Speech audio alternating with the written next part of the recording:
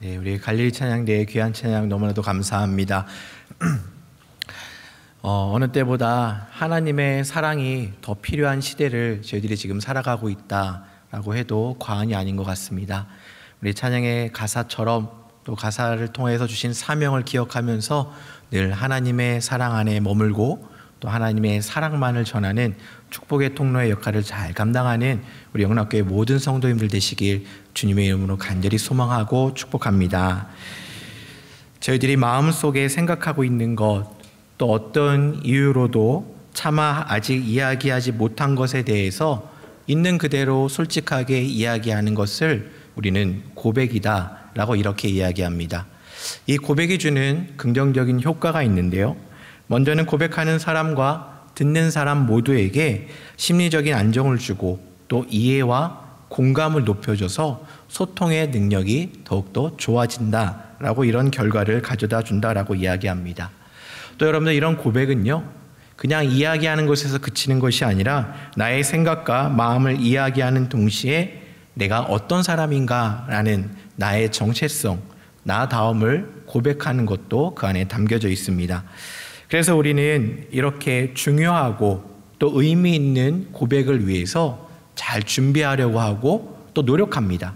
아무 때나 고백하는 게 아니라 주변의 상황도 보고요, 또 주변의 시간도 보고 또 여건도 보면서 정말로 나의 마음을 솔직하게 고백하고자 많은 분들이 준비하고 노력하는 것을 보게 되죠.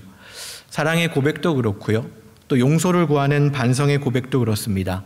또 새로운 결단에 대한 고백, 또 관계의 회복을 위한 솔직한 고백 등 많은 분들이 또 우리 삶 가운데 의미 있는 고백을 해야 하는 순간들을 우리들이 만나게 되는데, 이러한 고백들이 정말로 진실되고 또 확증되기 위해서 꼭 필요한 것이 있는데, 그것은 바로 행함이다라는 것입니다. 여러분들, 우리가 사랑을 고백했는데 그 사랑에 대한 그 대상을 향한 희생과 배려가 없다면 과연 어떻겠습니까? 우리가 새로운 결단을 고백했는데 아무런 실천이 없다면 여러분들은 어떻겠습니까? 그 고백을 들은 사람들은 그 고백이 진실되지 않다라고 느낄 수밖에 없을 것입니다. 일상의 삶의 영역뿐만 아니라 신앙의 영역도 마찬가지입니다. 저는 하나님을 섬기는 사람입니다. 나는 그리스도인입니다. 라는 우리가 이런 고백을 하지만 이 고백 안에 이 고백이 진실되게 확증되기 위해서는요, 하나님을 예배하는 자답게 그리스도인다운 행함과 확신이 그 안에 담겨져 있어야 된다라는 거죠. 여러분들, 창조주 하나님을 예배하는 성도라고 고백하면 예배드리는 삶을 살아야 될 것입니다. 그리고 그 말씀을 따라 순종하는 삶을 살아야 되는 거죠. 사랑하라 하신 말씀에 사랑해야 되는 것이고, 증인되라라는 말씀에 복음을 전하는 삶을 살아야 되는 것입니다. 그렇게 실천하고 행하는 삶을 살아갈 때 우리는 그리스도인이다라는 그 고백에 우리의 정체성이 확증되어지는 삶을 살아갈 수가 있습니다. 그런데 이렇게 이 사실들을 우리가 모두 인정하고 잘 알고 있지만 삶으로 살아내지 못하는 경우들이 참 많은 것 같습니다. 나의 내면의 문제, 또 입술의 고백들, 나의 손과 발이 일치되지 않는 그 모습들로 인해서 신앙의 내적 갈등을 우리는 경험하기도 한다라는 거죠. 여러분들, 가만히 생각해 보면요, 사실 하나님의 뜻을 알지 못하면 신앙의 내적 갈등은 일어나지도 않는다라는 것입니다. 오히려 하나님을 알고 하나님의 말씀을 이해하고 하나님의 뜻을 알았기 때문에 그 말씀대로 순종했을 때 예상되는 불편함과 또는 변화의 두려움 때문에 우리들은 그 순종하지 못하는 경우가 많다라는 거죠. 우리가 오늘 함께 읽은 그 요나서, 그 요나의 선지자 요나에게도 이런 모습을 우리는 발견할 수가 있습니다. 요나의 이야기는 성경의 여느 이야기처럼 참 많은 사람들에게 익숙한 이야기입니다. 그 이유를 생각해 보니까 하나님께 불순종한 요나를 삼켰던 큰 물고기, 그 물고기가 요나를 삼키고 뱉었다라는 그런 이야기들과 설교들을 교회 학교 때부터 신앙생활 하셨던 분들은 참 많이 들어왔을 것입니다. 그리고 작년이 돼서 만나게 된 요나를 보게 되면요, 그의 내적 갈등이 마치 지금 시대를 살아가는 나의 모습과 너무나도 비슷한 모습들이 많기 때문에 이 요나가 너무나도 익숙하다라는 겁니다. 메시지 성경을 집필한 유진 피터슨도요, 요나서 서론에 우리가 요나를 이렇게 친숙하게 대할 수 있는 이유는 그 요나의 삶의 모습이 우리와 별반 다르지 않다라는 것 때문이다 라고 이야기를 하고 있는 것입니다. 우리와 동일시 될 정도로 친숙한 요나가 요나서 초반에 자기 자신에 대해서 고백을 하는 부분이 있는데요, 막상 그 고백을 읽다 보면 이게 뭘까? 라고 물음표가 던져지는 것도 사실입니다. 그 말씀이 바로 오늘 본문의 9절인데요. 우리 9절의 말씀을 다 같이 다시 한번 읽어보도록 하겠습니다. 그가 대답하되 나는 히브리 사람이요 바다와 육지를 지으신 하늘의 하나님 여호와를 경외하는 자로다 하고. 아멘. 여러분, 요나가요 자신을 소개하고 고백합니다. 나는 히브리 사람입니다. 그리고 바다와 육지를 지으신 하늘의 하나님만을 경외하는 자입니다 라고 이렇게 자신을 고백합니다. 이 부분만 놓고 보면요, 이 요나의 고백은 아무런 문제가 없어 보이지만 요나서 전체의 내용을 알고 있는 우리들, 지금까지 1절부터 9절까지 읽으면서 요나에게 어떤 일들이 벌어졌는가를 이미 알고 있는 우리들이 이 구절을 만나게 되면 멈칫하면서 한 번 더 생각해 볼 수밖에 없다라는 겁니다. 하나님께서는 분명히 요나에게 니느웨로 가서 그들의 악함에 대해서 선포하라 라고 말씀하셨습니다. 그러나 요나는 하나님의 명령에 순종하지 않고 도망을 가죠. 도망을 가던 중에 바다 한가운데서 재앙과 같은 큰 폭풍을 만납니다. 그 풍랑을 만나게 되고 살아보려고 몸부림치는 사람들 속에서 자신의 누구인지를 이렇게 고백하고 있는 거죠.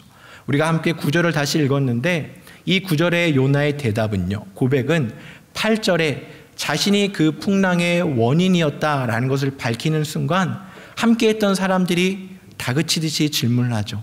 당신은 어느 사람입니까? 무엇을 하는 사람입니까?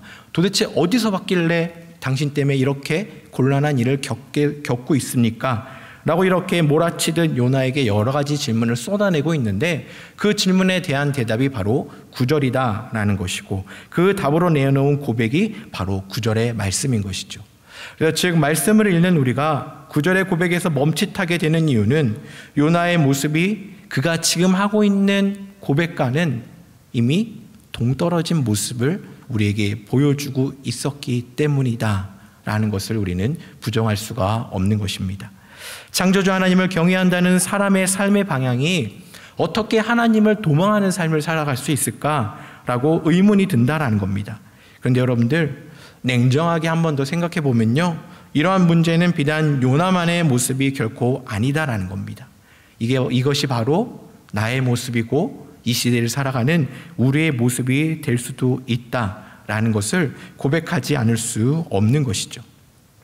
만약 우리의 삶이 행함이 없는 고백에만 만족하고 살아간다면 여러분들 어떠한 일이 벌어지겠습니까? 아무리 물을 부어도 채워지지 않는 바닥에 구멍이 난 항아리처럼 계속해서 소진되어가는 영적인 무기력함을 우리는 경험하게 된다는 것입니다. 영적 무기력은 단순히 소진되고 번아웃 개념을 넘어서 하나님과의 단절을 의미하고 있다는 거죠. 하나님의 말씀을 들을 수 있는 그 관계가 있음에도 불구하고 그 말씀에 순종하지 않음으로 겪게 되는 그 단절의 삶 속에서 요나를 비롯한 많은 사람들이 나는 하나님 없이도 내 스스로 무엇이든지 할 수 있다라고 이렇게 이야기하기 시작합니다. 하나님의 뜻보다는 나의 소견이 옳다라고 판단하고 그에 따라 행동하는 사람들이 많아진다는 겁니다. 그렇게 자신의 경험과 지식을 더 의존하면서 살아가 보지만 채울 수 없는 결핍과 고립의 삶을 살아가게 되는 것, 이것이 바로 하나님께로부터 단절된 삶의 모습이다라는 거죠. 우리는 이러한 삶을 살지 않도록 노력해야 될 터인데, 그렇다면 우리가 날마다 하나님, 저는 그리스도인입니다. 하나님, 저는 하나님을 예배하는 사람입니다. 라고 이렇게 고백하는 그 고백이 입술에서만 멈추지 않고 삶으로 증명되고 나타나기 위해서는 어떻게 삶을 살아가면 되겠습니까? 먼저 오늘 본문 1절에 기록된 것처럼 요나의 삶의 의미와 사명은 하나님의 말씀에서 시작된 것을 우리는 볼 수 있습니다. 말씀을 통해 주시는 사명이기 때문에 그 말씀에 순종하는 것이 합당하지만 요나는 순종하는 것이 아닌 도망자의 삶을 선택하는 것을 우리는 보게 되죠. 그가 도망자의 삶을 선택했다는 것은 오히려 하나님의 뜻에 무지한 것이 아니라 하나님의 뜻이 무엇인지를 분명히 알았지만 그 뜻을 납득할 수 없고 이해할 수 없었기 때문에 그런 내적 갈등에 넘어져 허우적대고 있는 모습을 우리들에게 보여주고 있는 것입니다. 하나님께서는 요나에게 니느웨로 가라라고 말씀하셨고 그들의 악함이 하나님께서 더 이상 지켜보지 못할 정도로 다 달았다. 그게 달하였다라고 선포하라고 말씀하고 계십니다. 근데 여러분들 그 앞구절을 가만히 읽다 보면요, 요나에게 허락하신 그 선포의 내용이 무엇인지를 명확하게 기록되어 있진 않습니다. 그래서 우리는 생각해 보죠. 가서 무엇을 선포하라는 걸까? 악이 가득한 그들을 하나님께서 멸하실 것을 선포하실 것인지, 악이 그게 달았기 때문에 이제 돌아서서 회개할 것을 선포하실 것에 대해서는 오늘 본문에서는 우리가 알 수가 없습니다. 근데 여러분들 이 짧은 요나서를 함께 쭉 더 읽어보시면 요나서 3장 4절에서 요나의 외침을 통해 하나님의 뜻이 먼저는 니느웨가 그들의 악함으로 하나님의 심판 아래 있다라는 것을 선포한다라는 것을 우리는 알 수 있습니다. 근데 여러분들 요나가 거부하고 있는 니느웨는 과연 어디입니까? 바로 이스라엘과 적대 관계에 있는 아수르의 수도입니다. 강한 힘을 가진 이 나라가 히브리 사람들을 억누르고 괴롭히고 있고 원수의 핵심 부이고 하나님의 은총에서 멀리 떨어진 도시가 바로 니느웨입니다. 구원과 무관할 뿐만 아니라 저들은 심판을 당하는 것이 마땅해 라고 생각할 정도로 악하고 적대적인 관계에 있던 곳이 바로 니느웨입니다. 이러한 배경에서 생각해 본다면 너무나도 강한 적대국의 주요한 도시인 그 니느웨를 향한 선포는 어쩌면 생각보다는 쉽지 않았겠다라고 우리는 조금 이해할 수 있을 것 같습니다. 그럼에도 그들이 심판으로 무너진다, 하나님께서 저들을 멸망시키실 것이다 라고 확증이 있다면 어느 한 번 정도는 가서 선포하고 한 번 정도는 그 정도 가서 하나님의 말씀을 대언할 수 있지 않았을까라고 생각해 보지만 요나서를 계속 읽다 보면요, 요나 4장 2절의 기록을 통해 니느웨가 회개해야 할 가능성을 이미 알고 있었던 요나, 그 회개의 가능성을 이미 마음으로 경험하고 그 뜻을 알고 있었던 요나는 시작 전부터 하나님의 명령을 거부하고 있는 것을 우리는 보게 된다라는 겁니다. 즉 악함으로 심판이 그들의 목전에 임하였다라는 메시지를 선포하는 순간 혹여 그들이 회개하고 돌이킬 때 하나님께서 그들을 용서해 주실 것이다 라는 것을 알았던 요나는 자신의 감정과 자신의 분노에 사로잡혀서 선뜻 니느웨라는 곳으로 향하지 못하였다라는 것을 우리는 생각해 볼 수 있는 거죠. 사랑하는 성도 여러분, 생명을 살리고 심판하는 것은 오로지 하나님의 주권 안에 있다라는 겁니다. 그런데 요나는 그것을 넘어섰다라는 거죠. 하나님의 일하심을 판단하고 자신의 생각과 감정에 따라서 익숙한 행동대로 자신의 모습들을 이어나가는 것을 볼 수 있습니다. 우리가 여기서 깨달을 수 있는 거, 여러분들 우린 누구나 신앙생활을 잘 하기를 원하고 있습니다. 근데 여러분들 신앙생활 잘하는 것이 무엇입니까?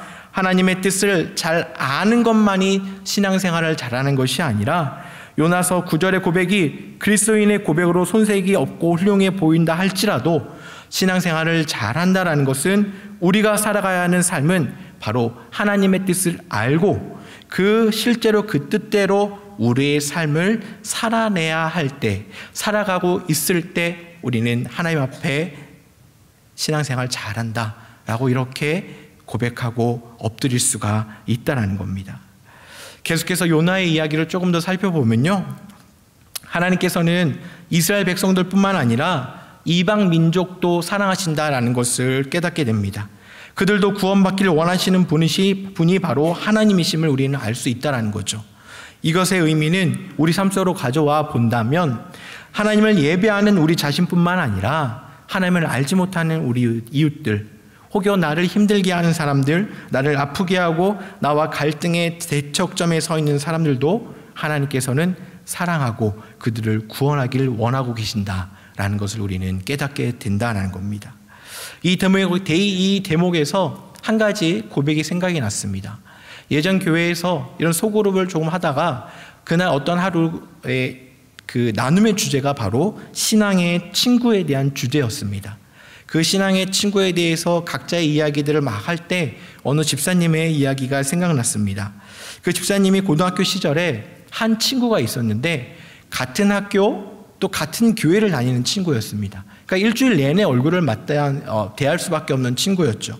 그런데 그 친구는 어딘지 모르게 본인과 조금 결이 다르다라는 것을 알게 되었습니다. 아, 나랑 좀 결이 다르고 나랑 생각하는 게 다르고 관점이 다르구나.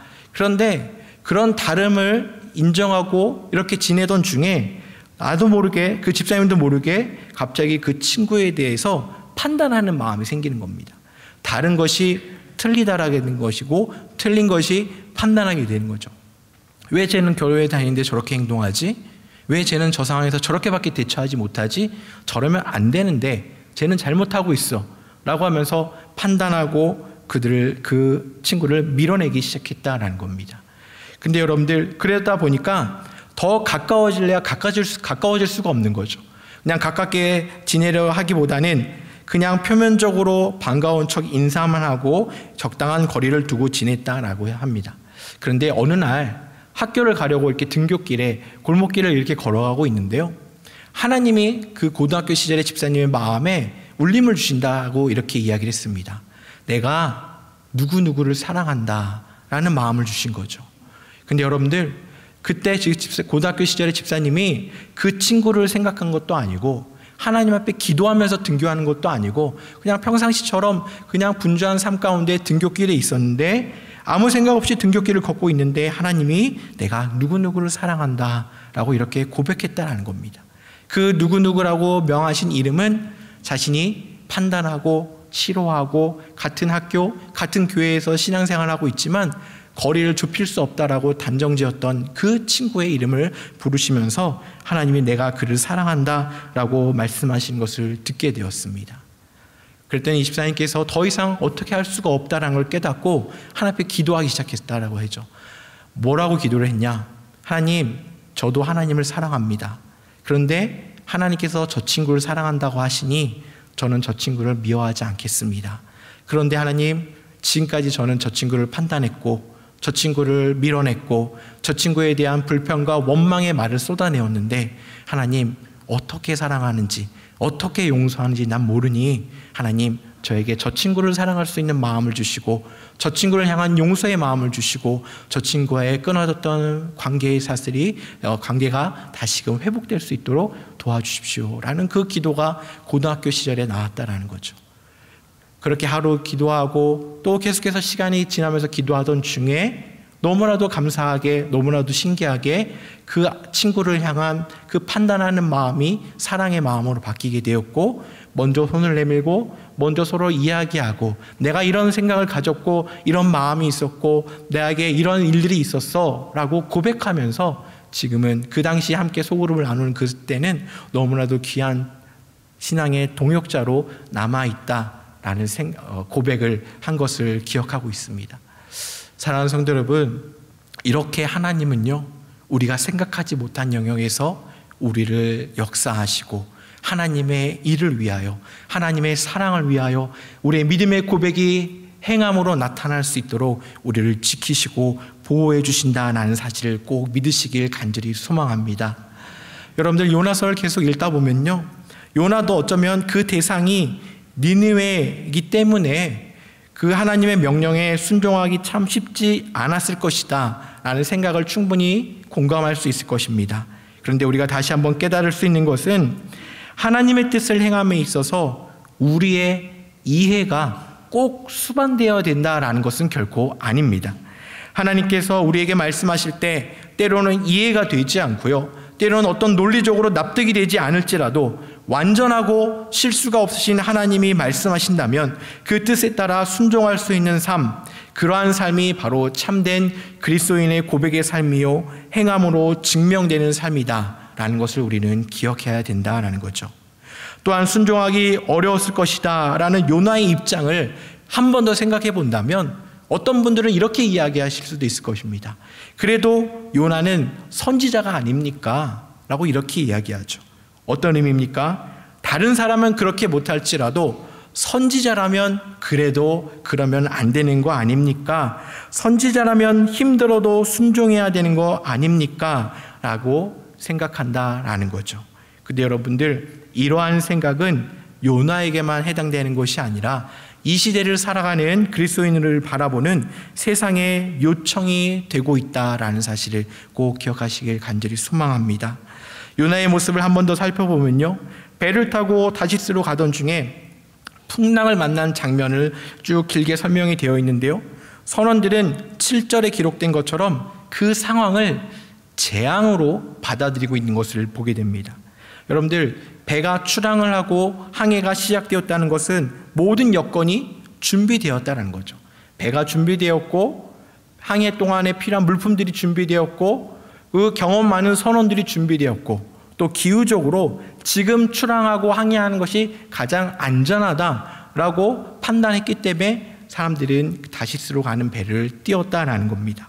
경험 많은 선원들이었지만 예상하지 못하고 지금까지 경험해보지 못했던 그 풍랑 앞에 그들은 그것을 재앙으로 간주하면서 어떻게든 살아보려고 몸부림치는 모습을 우리는 보게 됩니다. 근데 여러분들, 요나는 어떻습니까? 많은 사람들이 몸부림치고 반응할 때 요나는 아무런 반응을 하지 않는 무기력의 모습의 절정을 보여주고 있는 것을 우리는 보게 되죠.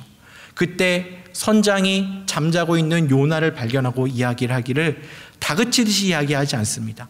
당신 지금 여기서 우리 죽을 것 같은데 뭐 하는 겁니까? 나가서 짐도 좀 버리고 뭐라도 좀 해야 되는 거 아닙니까? 당신은 뭔데 여기 와서 왜 잠만 자고 있습니까? 라고 그를 다그치기보다는 그에게 딱 한마디 합니다. 기도 좀 해주십시오. 요나에게 당신이 믿고 있는 하나님에게 기도 좀 해주십시오 라고 이렇게 요청하고 있는 거죠. 그 순간 잠자고 있던 요나가 큰 충격을 받았지 않았을까라는 생각을 해봅니다. 지금이 어떤 상황이고 사람들이 얼마나 왜 아우성치고 몸부림치고 있는지 살아보려고 고군분투하는 모습 속에서 내가 누구인지를 깨닫고 정신 차려보지만 이미 내가 할 수 있는 것은 아무것도 없는 그러한 언행이 일치되지 않는 그냥 하나님을 도망가는 도망자였구나라는 것을 깨닫게 된다는 겁니다. 그리고 또 하나 충격받은 것은 내가 선지자인데 내가 그리스도인인데 하나님을 믿지 않는 자가 나에게 기도 좀 하라고 하네. 여러분들, 그것만큼 부끄럽고 충격적인 일이 과연 있겠습니까? 우리도 요나와 같은 순간을 맞이할 때가 분명히 있다는 겁니다. 그리스도인으로서 사명을 감당하지 못하고 있을 때 세상은 우리를 향해 사명을 감당할 것을 요청하고 있습니다. 때로는 그것을 감당하지 못할 때 우리에게 비난을 쏟아내기도 합니다. 우리가 기억해야 될 것은 때로는 하나님께서는요, 하나님의 백성을 일으키기 위해서 믿지 않는 자들을 통해서도 역사하신다라는 사실을 우리는 믿어야 하는 것입니다. 이 사실을 믿고 나아갈 때 우리의 삶의 어느 한순간도 하나님께서 함께하지 않으시는 순간이 없음을 깨닫게 되는 것이고, 그 순간 우리의 고백은 입술에만 머무는 형식적인 신앙의 고백이 아닌 삶으로 증명되는 고백으로 한 걸음 한 걸음 더 나아갈 수가 있다는 것입니다. 우리의 모습을 직면하고 나의 모습을 있는 그대로 바라보고 그리스도인들을 향한 세상의 요청과 요구를 듣게 될 때 그 안에서 하나님의 뜻을 구하고 뜻을 이루고자 우리가 고군분투할 때 우리는 갈등과 고뇌를 만나게 된다는 겁니다. 바라기는 사랑하는 성도 여러분, 그렇게 찾아오는 고뇌의 시간을 결코 두려워하지 마시길 간절히 소망합니다. 성경에도 이런 고뇌의 순간들을 보낸 인물들이 참 많이 있는데 예전에도 한번 말씀을 증거했지만 저는 아브라함이라는 인물의 고뇌가 참 제 마음에 와닿습니다. 하나님께서 늦은 나이에 주신 자녀 이삭을 번제로 드리라는 그 명령, 창세기 22장에 기록되어 있는데 아버지로서 자녀를 제물로 바치는 것이 결코 쉬운 일은 아니었을 것입니다.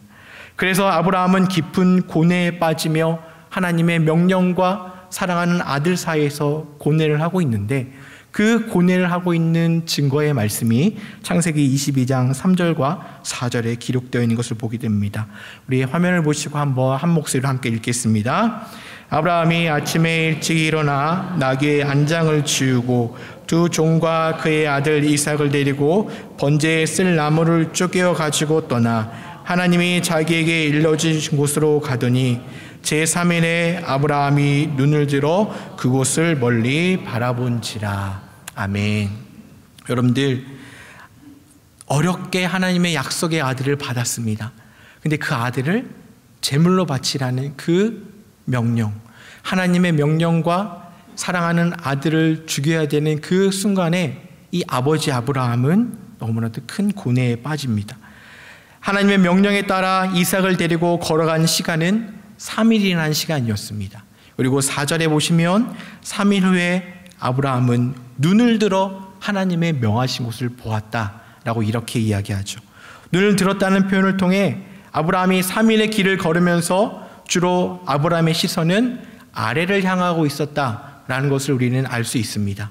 여러분들, 시선이 아래를 향하고 땅을 보면서 낮은 곳을 바라보면서 걸었다라는 것은 그만큼 그가 깊은 고뇌의 길을 걸었다라는 거죠. 3일 동안 땅을 바라보면서 하나님은 왜 나에게 이런 명령을 주셨지? 정말로 내가 하나님의 명령을 잘 받은 걸까? 지금이라도 멈추고 하나님 앞에 매달려 볼까? 저렇게 사랑스러운 아들을 어떻게 죽여야 되지? 종들을 보고 죽이라고 할까? 가면 어떻게 해야 되지? 아들에게 뭐라 얘기하고 돌아가서 가족들에게 뭐라고 얘기해야 되는지에 대해서 계속해서 3일 동안 아래를 향한 그 시선을 아래로 향하고 고뇌의 길을 걸었다라는 것을 우리는 보게 됩니다. 하나님의 뜻을 묻고 아들을 제물로 드려야 하는 힘든 상황 속에서 깊은 고뇌의 모습을 우리는 또 공감할 수가 있는 거죠. 이처럼 여러분들, 그리스도인의 삶은 고뇌의 연속일 수밖에 없다라는 겁니다. 처음에 요나가 하나님의 말씀을 반대로 하고 하나님을 도망하는 그 여정이 가만히 보면 기가 막히게 너무 타이밍도 좋고 술술 풀리고 순탄한 여정을 보게 됩니다. 그래서 우리가 우리의 삶도 물을 흘러가듯이 순탄한 것 같이 보이는 길을 걸을 수도 있을 터인데, 여러분들, 순탄하다고 해서 모든 길이 하나님께서 허락하신 길이 결코 아니다라는 것을 우리는 기억해야 되는 것입니다. 순탄한 길일지라도 하나님의 뜻일 수 있고 하나님의 뜻이 아닐 수도 있다는 거죠. 특별히 그리스도인으로서 이 땅을 살아가는 성도들의 삶은 세상의 기준에 속해 순탄할 수만은 없고 오히려 어쩌면 더 많은 고뇌의 시간들을 경험할 수밖에 없다는 겁니다. 그렇기 때문에 여러분들, 한 편의 설교를 듣고 한 구절의 말씀을 읽고 아 그렇구나 라고 그냥 마치는 것이 아니라 그 하나님의 말씀을, 그 주신 은혜가 나의 삶의 중심으로 들어와서 적용하고 말씀대로 살아가기 위해서 끊임없이 고뇌하는 삶을 살아가는 것이 바로 그리스도인의 고백이 되어야 된다라는 사실을 꼭 기억하시면서 고뇌하기를 두려워하지 마시고 고뇌하기를 즐거워하는 우리 모두가 되시길 간절히 소망합니다. 더불어 마지막으로 고뇌의 답은 여러분들 하나님께 있다라는 사실을 꼭 기억하시길 간절히 바랍니다. 신앙생활에 우리가 늘 강조하는 것 중에 하나가 말씀을 읽고 묵상하십시오 라는 것을 저희들이 이렇게 이야기합니다. 묵상이라는 것은 무엇입니까? 하나님의 말씀을 계속 되뇌이고 읊조리는 것이 바로 묵상입니다. 그것은 주문을 외우고 자기에게 체면을 거는 것이 아니라 하나님의 말씀이 내 안에 어떻게 하면 살아 역사하실까라는 것을 사모하는 마음으로 끊임없이 하나님과 교제하는 것이고, 하나님의 뜻을 깨달아 실천해 가도록 나의 삶의 방향을 중심에서부터 모든 것이 하나님을 향할 수 있도록 성숙해 나가는 과정이 바로 묵상의 과정인 것입니다. 이러한 묵상을 통해 하나님이 나에게 이 시간 무엇이라 말씀하시는지, 내가 걸어가야 될 길이 어디인지, 내가 사랑하고 용서하고 품어야 될 사람이 누구인지, 내가 전해야 되는 사람들, 증인된 삶을 어디서 살아야 되는지를 우리들에게 말씀해 주고 계실 때, 이 말씀을 듣고 실천해 나갈 때 여러분들, 우리는 그리스도인입니다 라는 고백의 확증의 삶을 살아갈 수가 있는 것입니다. 사랑하는 성도 여러분, 우리 모두는 자격 없는 자였지만 주님의 불러주시고 하나님의 자녀로 삼아주신 은혜를 입은 그리스도인들입니다.